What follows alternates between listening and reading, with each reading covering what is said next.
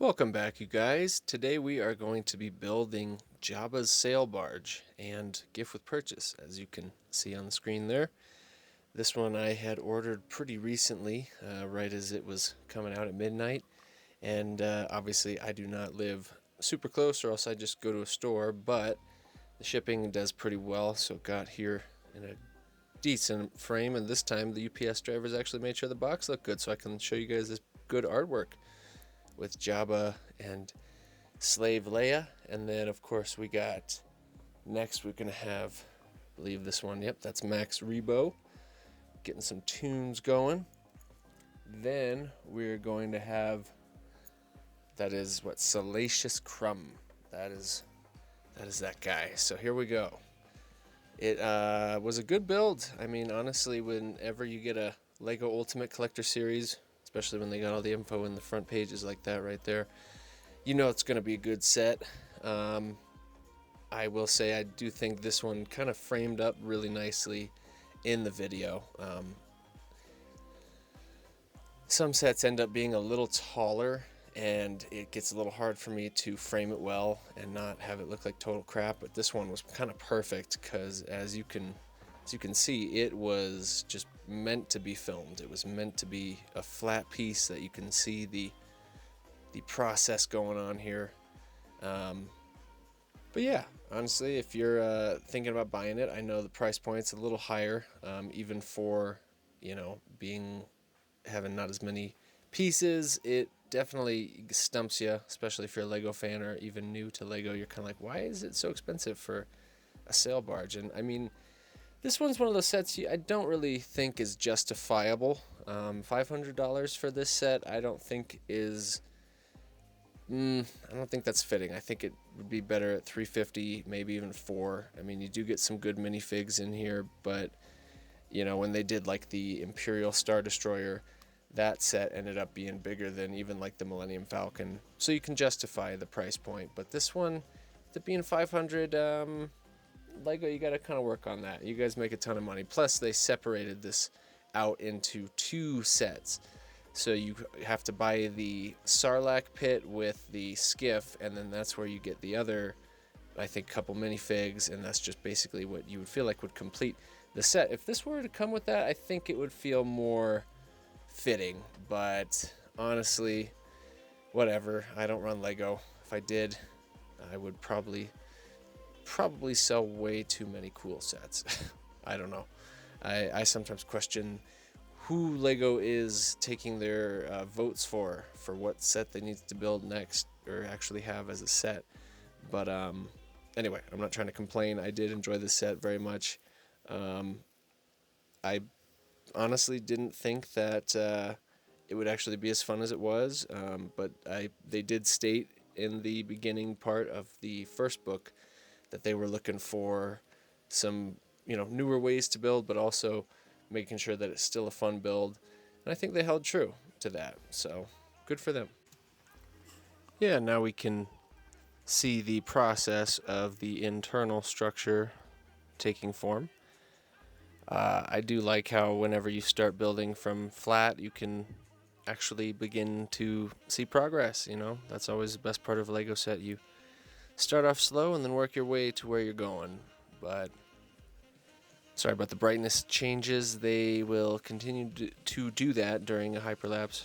That is the unfortunate, not method, but it's what happens. It keeps seeing the light, keeps adjusting it, and then hopefully it stays consistently stable, maybe just a smidge. But here we're getting with Jabba's platform, where he can sit his overly sized body, and then this is where we're going to be dividing the rooms and the structures. But it was a fun way to do the internals. I think they did. I mean, it was a little compact, a little bit. Obviously, I don't think there's a specific layout. I mean, I'd have to look into detail about seeing if there's a very detailed Jabba sail barge out there where we can compare, but without anything to compare, I think they did pretty well. I'm sure the scale might be a little off, considering Jabba takes up the whole room, and I know Jabba's very egotistical and all, but I think if he had guests over, he'd definitely want them to be able to be there with him. So I don't think that the scale is perfect, but that's okay. Ultimately, I'm sure most people are concerned that it looks on the outside how it should from the movie and the scenes that it took place in. But yeah, that's where we're getting at right now. We're seeing the frame start to appear out of thin air. Just kidding. Thin Lego bricks. Actually, they're not very thin. Some are. Not this part. But yeah, very, very minimal stickers for this set. So, I mean, I'm not a huge sticker fan anyway, so that's fine. I do like the built-in stand that they do. They do this with a couple of bigger sets, and I think that's always a good idea because you never know exactly where you're going to be placing it. And no matter where you place it, you're going to want to actually have something it can stand on securely, you know? I think that's the only downside with Lego, is that they are fragile to a degree. Some of them are a little more structurally sound, some are not. This one, it's pretty solid. They did pretty well. I don't think if you dropped it, it would stay 100% together, but it was a pretty solid piece. I'm getting way off the topic from a stand, but either way, structural integrity is a big part of Lego having, I'd say, a successful Lego set, you know? If it's not stable, I don't want it. Well, while we have a second here, guys, I was just going to ask anyone who's watching if you want to hit that like, maybe subscribe button if you're feeling inclined. That would make my day. I have yet to have anybody subscribe, so you'll have the ability to say that you are the first person. I mean, it says I have like 20, but that's like a decade, maybe, if that little, maybe over a decade ago, where people were I don't even know I don't know what I was posting. I used to post these really cringy vlogs because that was the big deal back then. It's like a podcast with yourself because, of course, we're that self-important. Podcast with yourself, basically a diary. But anyway, back to the Lego talk here. This is where I liked the simplicity of this build. It just made it feel as though it was a classic type of build where you're not doing any kind of complex procedures or anything. It's just pretty straightforward.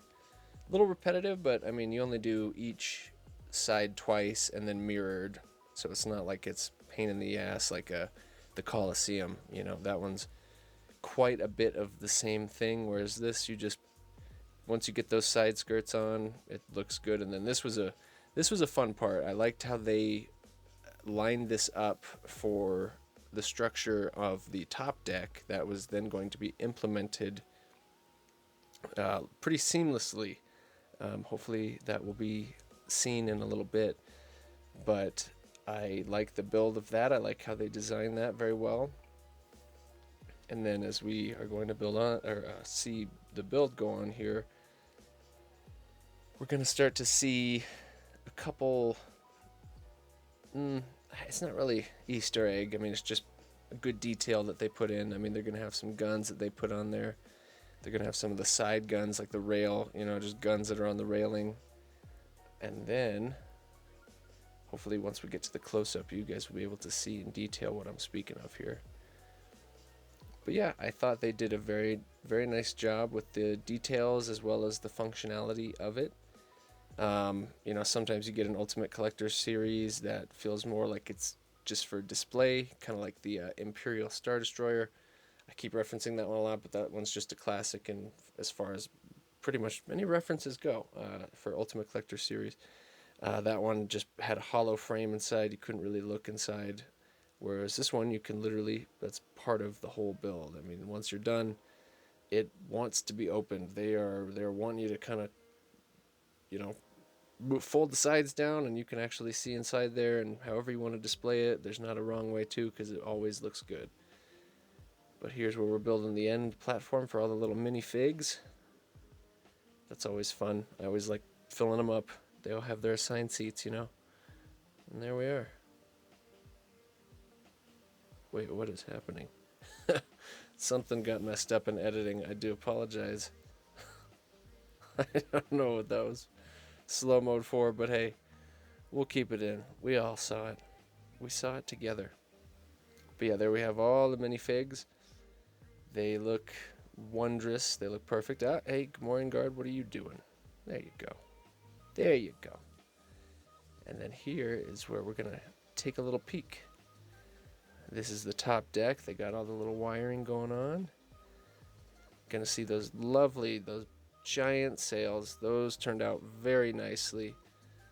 No bends. They didn't get folded. Luckily, that was sometimes I feel bad if anybody's did. And here we have.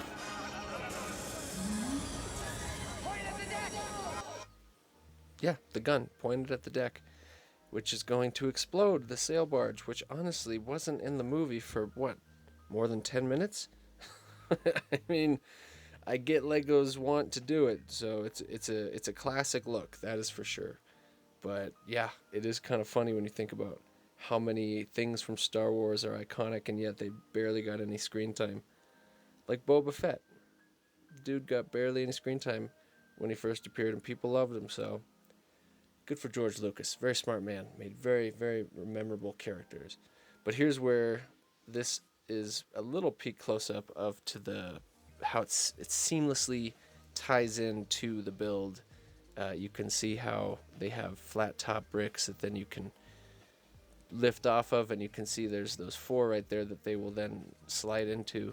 So I love that integration. I love the look from the top down. This was a great little Easter egg. I'm sure Lego had to be kind of careful with this one.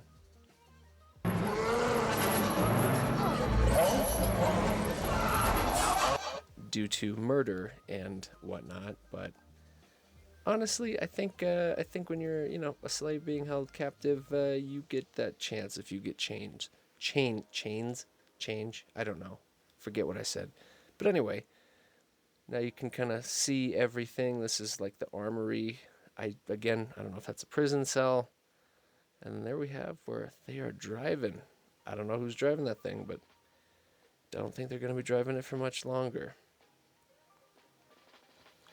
But we are going to put that back together, and then we are going to finalize our little showing of how this seamlessly, see, fits right in, flows perfectly. Then you can pop this boy back up right into the rubber so it holds it in together nicely. Those are one of the stickers. There was a very small sticker book with this one, so if you're not a fan of stickers, this is a set to get because there are not a ton. And then yeah, that's how the stands look. Very nice. Can't go wrong with that. Good way to display your beautiful new sail barge. Jabba's sail barge.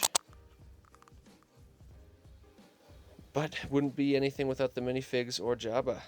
So there we go. That has been the sail barge. But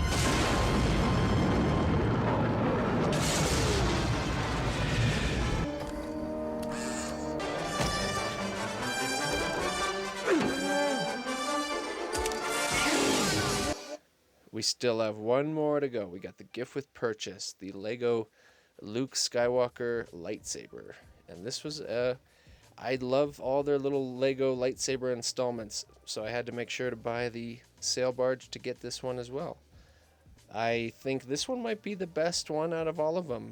This one turned out very nicely sized. Some of them feel a little small. This one actually felt like the normal lightsaber handle size, so good for Lego. They even got the belt loop, and then who can't love a Lego Luke Skywalker lightsaber? That is honestly one of the best things that they have made. So, one of my favorite lightsabers. Right up there with probably Darth Maul's, Darth Vader's. But yeah, I think that brings us to the end of today's video, you guys. If you liked it, please like and subscribe, comment, do whatever you want. Just make sure you're kind to yourself and you're kind to others. So, see you next time.